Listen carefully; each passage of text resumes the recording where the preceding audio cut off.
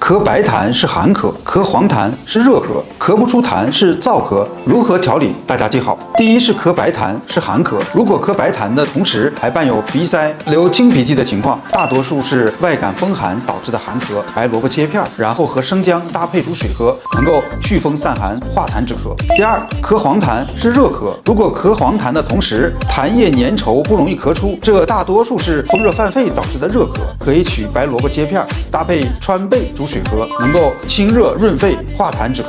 第三，咳不出痰是燥咳，总感觉呢嗓子干痒，然后总想咳嗽，咳不出来，大多数是燥咳，取白萝卜切片加上蜂蜜煮水喝，能够润燥止咳。